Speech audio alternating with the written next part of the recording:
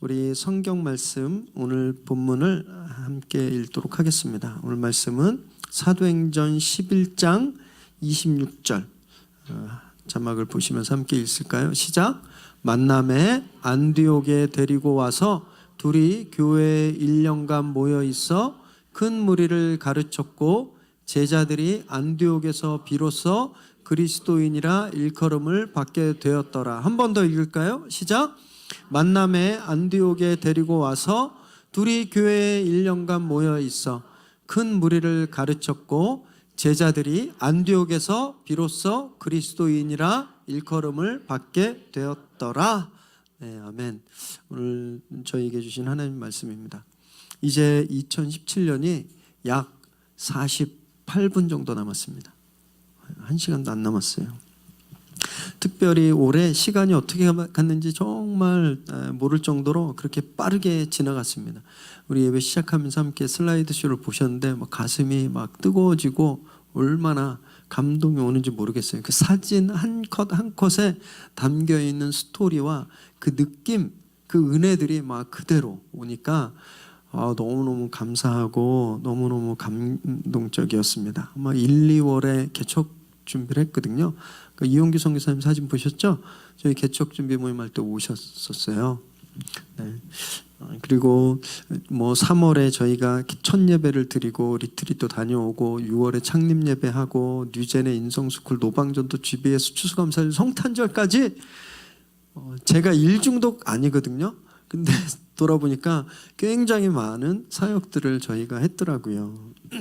쉴 틈이 없었죠. 성도님들 정말 고생하셨을 거예요. 그래서 그 옛날 사진을 딱 보니까 그래도 반성했습니다. 저 때문에 좀 이렇게 더 늙으신 것 같아가지고 그러나 영혼은 더 젊어지고 아름다워졌으리라 믿습니다. 네. 아멘 하신 분은 2배로 더 아름다워지십시오. 네. 우리 옆에 분들 보시면서 한번 손 이렇게 탁 잡으면서 인사 한번 할게요. 고생하셨습니다. 네, 감사합니다. 이렇게 인사하십시오. 너무너무 감사해요. 정말 감사합니다. 성도 너무 감사해요. 올해 저희 표어가요, 새로운 부르심, 새로운 시작이었습니다. 주보에도 나와 있고 큰 배너 붙여놓기도 했었는데, 왜냐하면 이 미래에 새로운 교회가 생기는 거잖아요. 그리고 교회를 한 번도 안 다녀보신 분도 교회 생활을 하는 건 새로운 시작이거든요. 그리고 다른 교회를 섬기시다가 이러저런 사정으로 위례교회로 오시는 분들도 새로운 시작인 겁니다. 하나님의 부르심이 있기 때문에 우리가 새롭게 시작할 수 있는 거예요. 그래서 저희가 올해 표어를 새로운 부르심, 새로운 시작 이렇게 정했습니다. 하나님이 우리를 새롭게 부르셨다, 새롭게 시작하자. 그래서 저희가 그 주제를 품고 1년을 사역해 왔습니다. 제가 참 그랬었어요. 교총 사무실 제가 이렇게 여기에서 저를 보신 분은 좀 상상이 안 되실 텐데, 제가 교총에 있을 때 연예인 목사님이었습니다. 별명이. 네. 여기 우리 장수정 집사님은요, 진짜 제가 사회 보러 올라갈 때 이 교회는 연예인 하시다 회심한 분이 목사님 하시는 거나 이렇게 크게 웃지 마세요. 네. 그랬었는데 개척을 준비하면서 1월에요 사무실을 옮겼어요. 막 목사님들 열 몇 명이 막 같이 있던 그 장소에서 건너편에 있는 5층짜리 빌딩의 3층에 비어 있는 사무실에 개척 준비 사무실로 제가 사용하게 되었습니다. 새벽기도 마치고 혼자 가면 그렇게 외로운 거예요. 히터를 막 틀어도 1시간 있다 따뜻해지는 그런 데였거든요. 혼자 뚝 떨어져 있는 것 같고 되게 외롭더라고요. 제가 그런 외로운 감정을 못 느끼는 사람인 줄 알았는데 되게 외롭고, 그리고 막 두려워지기 시작하는 거예요. 진짜 개척을 해야 되는 건가? 이거 진짜 내가 할 수 있을까? 아무도 안 오면 어떡할까? 그렇게 그런 복잡한 감정들이 저를 공격하기 시작했습니다. 막 그렇게 눌리고 그렇게 힘들었는데, 그래서요 어떤 때는 도망갈까 이런 생각도 했었습니다. 도망갈까? 그런데 기도 중에 하나님이 어느 날 제게 그런 말씀을 탁 던지시는 거예요. 위례에 예배자들이 있다. 위례에 함께 예배할 그 예배자들이 지금 있다는 거예요. 그래서 제가 그분들을 섬기러 가야 된다는 그런 마음을 딱 주셨어요. 막 기대가 되는 거 있죠. 막 두렵고 외로웠는데 막 기대가 되고 설레는 거예요. 어떤 분들일까? 어떤 분들을 만날 하나님이 준비해 놓으셨을까? 우리가 어떤 분들과 함께 교회를 이룰까? 막 설레고 기대가 막 되는 거예요.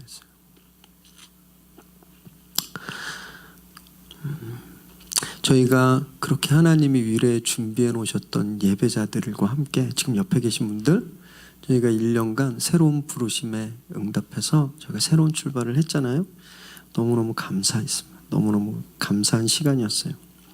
그래서 올 한 해를 돌아보면서 하나님께 계속 감사할 일밖에 없더라고요. 그래서 계속 기도하면서 하나님, 그럼 2018년 내년도에는 하나님께서 저희에게 바라시는 교회의 모습이 무엇일까요?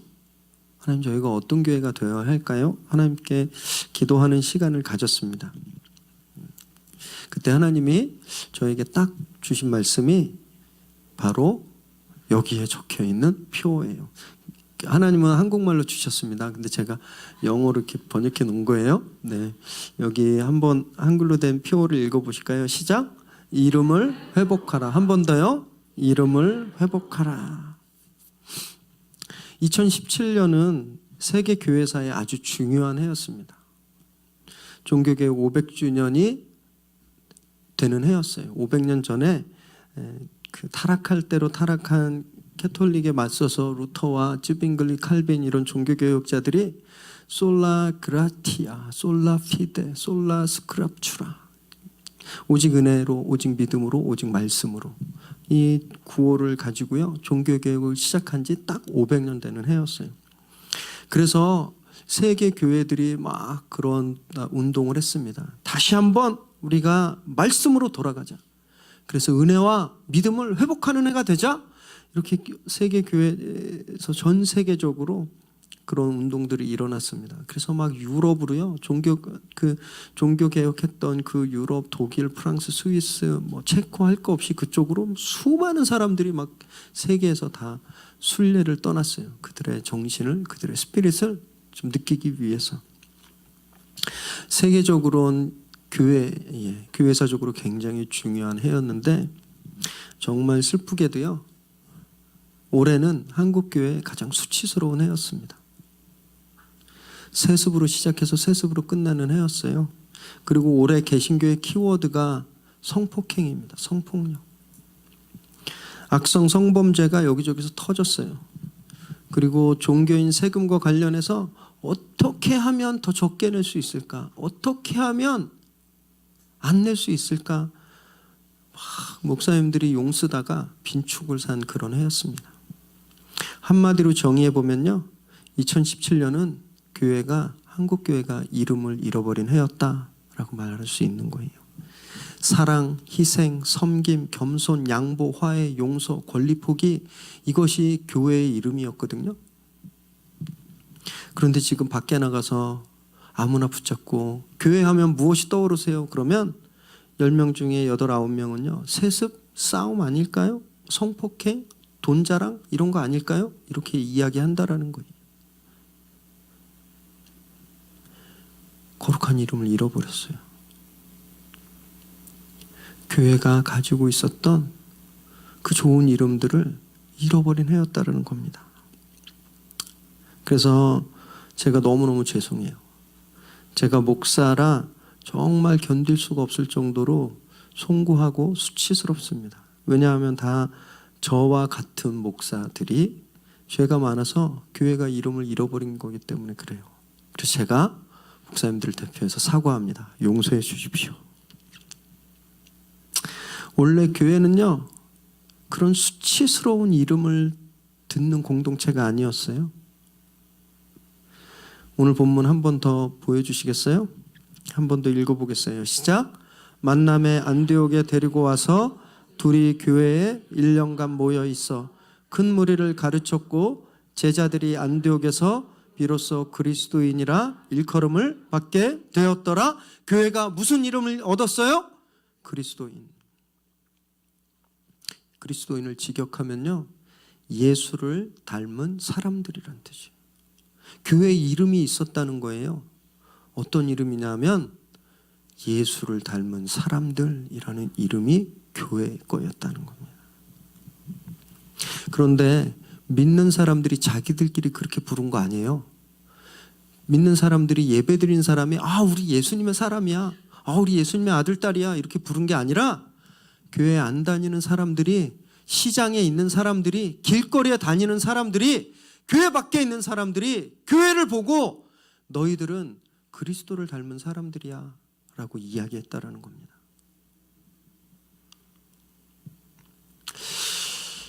어떻게 했길래 예수를 닮았다 하고까지 불리게 되었을까요? 이 사람들이 뭐 예수님 코스프레 했을까요? 백발 막 이렇게 하고 가시멜로건 쓰고 십자가 지고 예수님 가면 쓰고, 이 사람들이 예수님의 코스프레를 해서 예수님을 닮은 사람이라는 이름을 얻은 걸까요? 아니면 앞뒤로 불신지옥 예수천당 써붙이고 그런 옷을 입고 다녔기 때문에 그리스도인이라는 이름을 얻었을까요? 그러지 않았어요. 이 사람들이 정말 예수님처럼 살았기 때문에 그 이름을 얻은 겁니다. 사랑하고 용서하고 참고 섬기고 겸손했던 거예요. 그래서 사람들이 그들을 예수를 닮은 사람이라고 이야기했던 겁니다. 사도행전 11장 24절 말씀을 함께 읽습니다. 시작. 바나바는 착한 사람이요 성령과 믿음이 충만한 사람이라 이에 큰 무리가 주께 더하여 지더라. 안디옥 교회의 리더는요, 바나바였습니다. 바나바. 성경은 그를, 바나바를 뭐라고 말했냐면 착한 사람이다 라고 했어요. 착한 사람. 제가 성경을 다 찾아봤어요. 하나님이 또는 성경이 착한 사람이라고 칭한 사람이 또 있나? 아무도 없어요. 오직 바나바 한 사람한테만 착한 사람이다 라고 칭했다는 거예요. 그리고 성령과 믿음이 충만했다라 그랬습니다. 그래서 큰 무리가 더해졌다 그랬어요. 안디옥 교회에 크게 부흥했는데, 왜냐하면 거기 착한 사람이 있었기 때문에 그래요. 성령과 믿음이 충만한 사람이 있었기 때문에 그랬다는 거예요. 바로 이 모습이 예수를 닮았기 때문에 사람들이 그 모습을 보고 예수님을 알게 되었고요. 그래서 예수의 사람들이라는 이름을 부르게 되었다라는 거예요. 그런데 말씀을 묵상하면서 참 의미 있는 걸 깨달았습니다. 그리스도인이란 이름이, 예수의 사람들이란 이름이 본교에서 얻어진 게 아니라는 거예요. 변두리 이방교회에서 그 이름을 얻었다라는 겁니다. 당시에는 예루살렘에만 교회가 있었어요. 예루살렘에만. 왜냐하면 예루살렘 밖에 이방인들한테는 복음을 전하면 안 됐었습니다. 그래서 예루살렘에서만 예배드리고 사람들이 예루살렘으로 와서 예배해야 했어요. 그런데 그 예루살렘에서 이 이름을 얻은 것이 아니라 그들이 무지하고 그들이 배척한 이방 땅에 그 교회에서 그리스도인이라는 이름을 얻었다라는 거예요. 사도행전 11장 1절에서 3절에 이런 이야기가 나오는데 한번 읽겠습니다. 시작. 유대에 있는 사도들과 형제들이 이방인들도 하나님의 말씀을 받았다 함을 들었더니 베드로가 예루살렘에 올라갔을 때에 할례자들이 비난하여 이르되 내가 무할례자의 집에 들어가 함께 먹었다 하니, 이 사람들이 교회였지만 예수님을 믿는 교인들이었고 예수님을 믿는 공동체였지만 이방인들에 대해서 이렇게까지 차별하고 멸시했었습니다. 베드로가 누구예요? 베드로가 네? 누구예요? 예수님의 수제자입니다. 베드로는요 주님한테 천국의 열쇠까지 받은 사람이었어요. 그리고 심지어 예수님이 베드로한테 너를 반석으로 삼겠다 그랬습니다. 네 위에 교회를 세우겠다. 베드로는요 자타가 공인하는 최고의 제자였습니다. 최고의 제자. 근데 그 베드로가 백부장집에, 고넬료라고 하는 백부장집에 갔다가 꿈을 꾸는 거예요. 하나님이 하늘에서 음식바구니를 내리는데 율법에 먹지 말라는 음식바구니가 내려와요. 그래서 하나님이 먹어라 그러니까 베드로가 그거 못 먹어요. 율법에 먹지 말라 그랬잖아요. 하나님이 그러는 거예요. 내가 깨끗하게 했는데 왜 안 먹어? 이 꿈을 꾸고 그가 하나님의 뜻을 발견했어요. 그래서 고넬료와 그 집에 복음을 전하고 세례를 주고 그들과 함께 음식을 먹었어요. 이 얘기를 유대에 있는 유대인들 크리스찬들이, 유대인들 교인들이 듣고 베드로를 비난하는 거예요. 최고 리더십을 비난하는 거예요. 다르게 따지면 제가 어디 막 이렇게 가면 안 될 막 나쁜 사람들 있는데 막 갔다가 왔다고 여러분들이 담임 목사님 저를 막 비난하는 거예요. 목사가 어떻게 거기 가서 그지들이랑 밥을 먹고 와 막 이렇게 비난하는 거예요. 그 일이 일어난 거예요. 아시겠죠? 이방인들을 얼마나 차별했는지, 그분들을 멸시했는지. 그런데 자기들이 그렇게 정통이고 유일한 교회라고 생각한 예루살렘 교회가 크리스찬이란 이름을 얻은 게 아니라 멸시하고 천대받고 소외당했던 변두리에 있었던 안디옥 이방인 예배자들이 예수의 사람들이란 이름을 얻었다라는 거예요. 하나님이 하시는 일은 참 놀랍습니다. 우리는 제일 큰 사람들이 다 축복을 받는 줄 알잖아요. 우리는 뛰어난 사람이, 잘난 사람들이 다 성공하는 줄 알잖아요. 성경은 그렇지 않아요. 구약을 자세히 보면 하나님의 계보가, 하나님의 영적인 계보가 잘난 사람들한테 가지 않았더라고요. 맏아들 장자한테 가지 않고요. 둘째나 막내 그런 사람들한테 갔더라고요. 이삭은 정실의 아들이었지만 이삭은 둘째 아들이었거든요. 근데 그 둘째에게 하나님의 계보가 넘어갔어요. 그 다음에 누구한테 갔죠? 야곱 몇째예요? 둘째예요. 그 다음에 누구한테 넘어갔어요? 주변 사람분들 알죠? 유다 몇째 아들이에요? 넷째 아들이에요. 여러분 다윗은 몇 번째인 줄 아세요? 막내예요. 막내가 왕이 된 거예요. 성경이 우리에게 보여주고 있는 것은요, 역사는 변두리에서 시작한다라는 겁니다. 변화의 바람은 항상 변두리에서 시작해서 온다라는 거예요. 그래서 변두리에서 시작된 이 변화의 물결이 중심을 다 바꿔버린다라는 겁니다. 그 완성이 예수님이세요. 예수님이 어디서 태어나셨어요? 베들레헴 마구간. 거기 중심지예요? 아니에요. 예수님이 구원사역을 어디에서 이루셨죠? 골고다의 십자가에서 이루셨어요. 예수님이 왕궁에서 이루셨어요? 예수님이 로마 황제의 그 보좌에서 거기 앉아서 구원을 이루셨나요? 아니면 화려한 예루살렘 성전에서 구원을 이루셨어요? 예수님은요, 아무도 가기 싫어하는 그 골고다 십자가에서 역사를 바꾸신 거예요. 그래서 막 가슴이 뜨거워집니다. 왜냐하면 우리 위례새로운 교회는 변두리 개척교회거든요. 가슴 뛰지 않으세요? 여러분 기대가 되지 않으세요? 하나님이 둘째, 막내, 변두리 그곳에서 일으키셔서 역사를 만들어 오셨는데 우리 변두리 개척교회인 위례새로운 교회를 통해서 하나님이 얼마나 놀라운 일을 하실지 기대가 안 되시나요? 정말 가슴이 뛰었어요. 여러분, 그래서 우리는요, 이름을 회복해야 되는 거예요. 안디옥 교회가 얻었던 그 예수를 닮은 사람들, 예수의 사람들이라고 하는 그 이름을 우리가 회복해야만 해요. 이거 옵션이 아닙니다. must. 우리가 반드시 회복해야 되는 거예요. 그래야 역사가 일어납니다.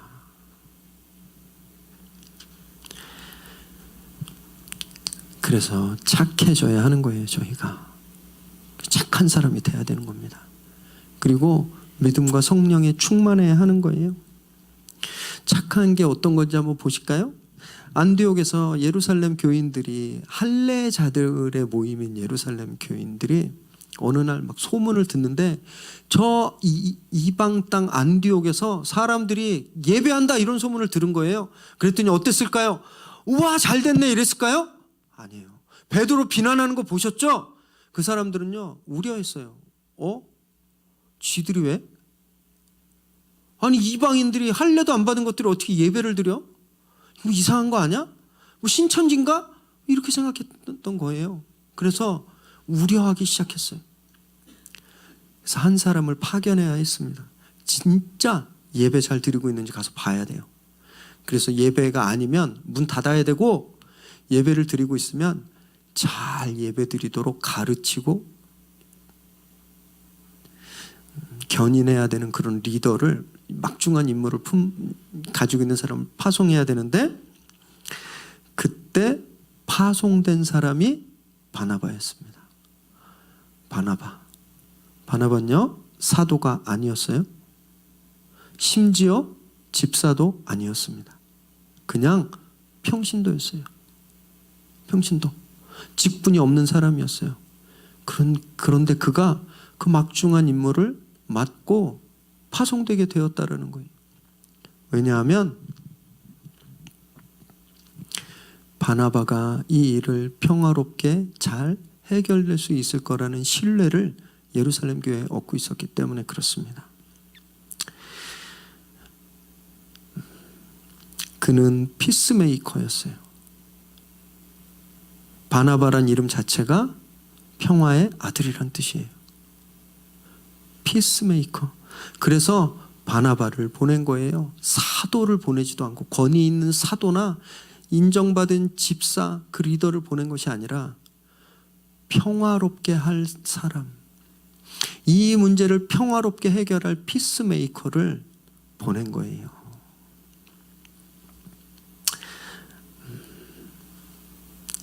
그가 안디옥 교회에 갔을 때 제일 먼저 한 일이 뭔지 아세요? 23절 말씀입니다. 23절 읽습니다. 시작. 그가 이르러 하나님의 은혜를 보고 기뻐하여 모든 사람에게 굳건한 마음으로 주와 함께 머물러 있으라 권하니, 그가 안디옥에 가자마자 뭐 했어요? 기뻐했어요. 되게 쉬울 것 같지만 굉장히 어렵습니다. 여러분, 얼마 전에 우리 교회 처음 왔을 때를 생각해 보세요. 교회 오면서 기뻐서 웃고 막 할렐루야 그러셨어요? 죄송한데 제가 볼 때 저분 나한테 화났나? 그렇게 막 긴장돼서 얼굴 탁 찌푸리고 힘 딱 주고 계셨어요.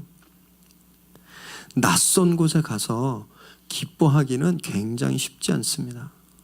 쉽지 않아요. 생각해 보세요.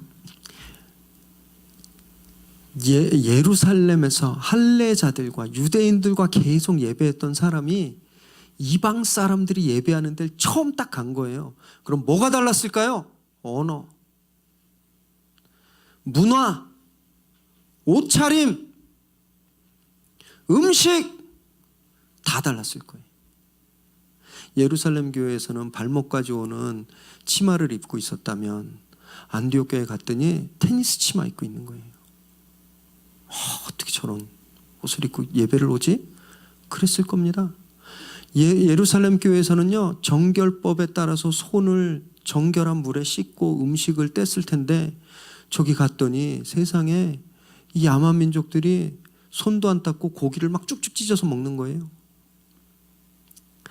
예루살렘 교회에 있을 때는 아무 장식도 안 하고 예배 드렸는데, 갔더니 코걸이, 귀걸이, 막 반지에 목걸이까지 한 20냥 되는 막 금목걸이 팍 하고, 그리고 예배 드리는 거예요. 기뻐할 수 있었을까요? 여러분들이 기뻐하실 수 있겠어요? 다 지적사항일 거 아니에요. 다 예배는 이렇게 드리는 거 아닌데, 찬양할 때는 이렇게 드려야 되는데, 말씀은 여기서 이렇게 읽어야 되는데, 심지어 잘 몰랐으니까 우상을 숭배하는 신전에서 하던 식대로 예배를 드릴 수도 있었을 거예요. 그런데 하나부터 열까지 다 마음에 안 들었을 텐데, 하나부터 열까지 다 지적사항이었을 텐데 바나바가 기뻐했다 그랬어요.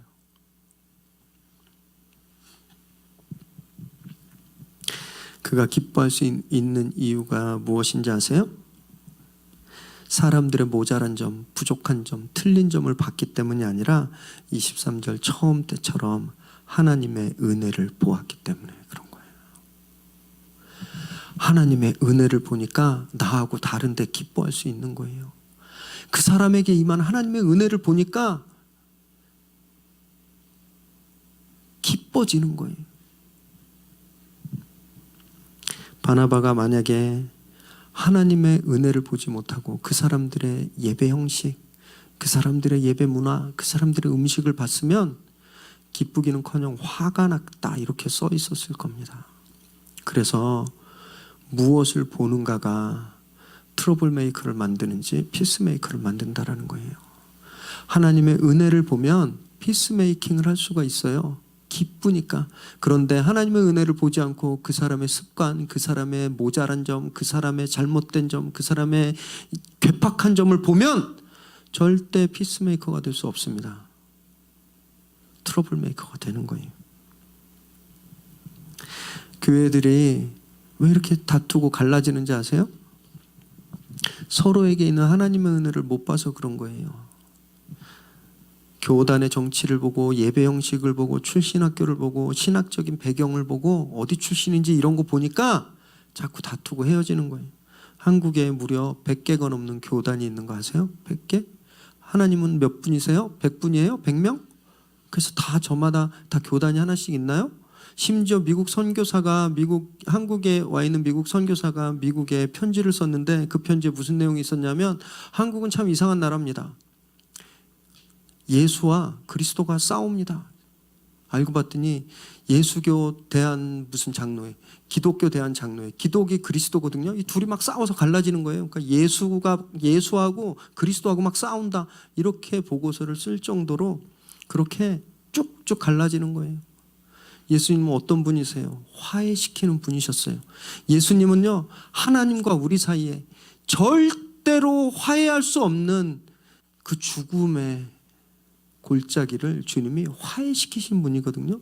그런데 그분을 믿는 우리가 어떻게 하고 있는 거예요? 쭉쭉 찢어지는 거예요. 화해 안 하고 갈라지는 거예요.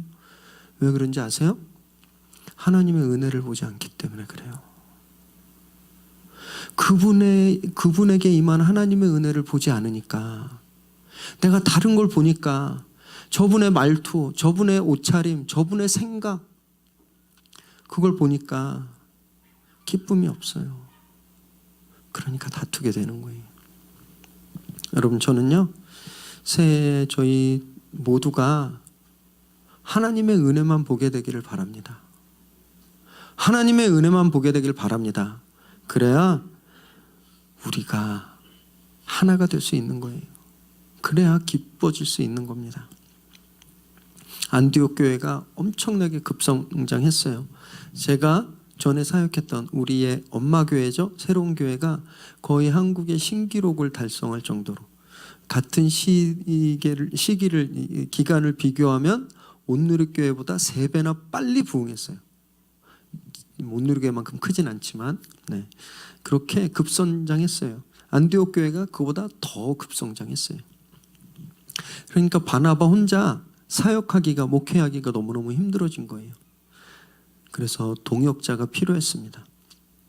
다소로 가서 바울을 불러오는 거예요. 25절 읽겠습니다. 시작.